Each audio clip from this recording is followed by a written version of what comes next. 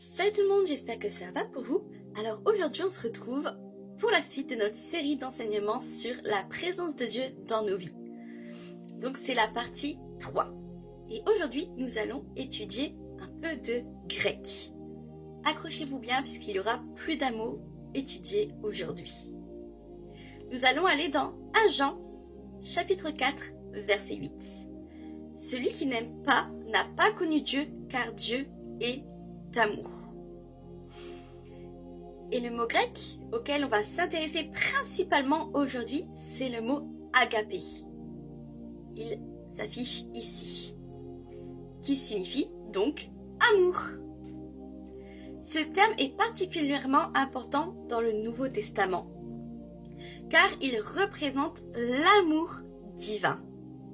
Un amour inconditionnel et sacrificiel, celui de Dieu pour l'humanité. Et celui que les croyants sont censés manifester, démontrer les uns envers les autres. Le mot agapé se distingue des autres termes grecs pour l'amour, car il y a plusieurs termes pour l'amour en grec. On a le philia, qui désigne l'amitié. Les mots s'affichent en même temps que je parle. Philia, qui désigne amitié, ou encore Eros, alors je suis pas sûre de cette prononciation, qui désigne l'amour romantique. Donc on a vraiment 3 mots distincts pour parler de choses différentes. L'agapé va bien au-delà des émotions ou des préférences personnelles. C'est un amour choisi qui se manifeste par des actes et des sacrifices. Enfin, des actes de sacrifice du coup. Il se distingue aussi, c'est aussi un amour de service et de bonté, indépendamment des circonstances ou de la réciprocité. Et cet amour, nous sommes appelés à le manifester en tant qu'enfant de Dieu. Pardon, j'ai du mal.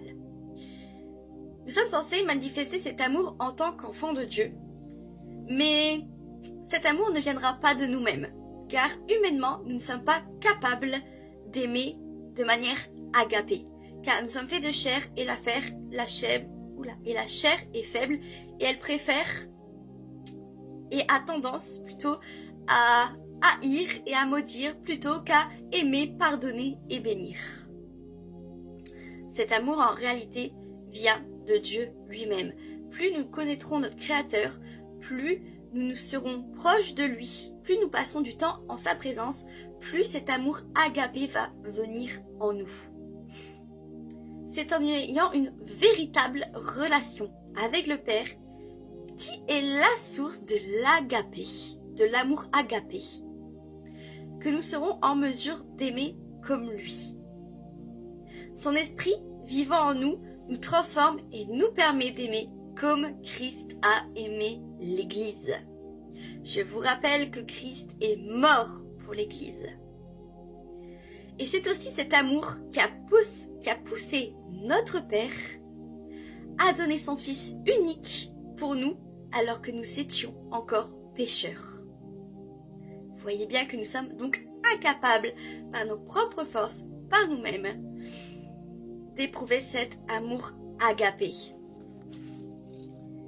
Donc nous avons, pour rappeler un petit peu les parties précédentes, nous avons besoin de chazak, de force, de se renforcer par l'Esprit de Dieu qui vit en nous, afin de pouvoir aimer de manière agapée, afin d'avoir l'amour agapé en nous.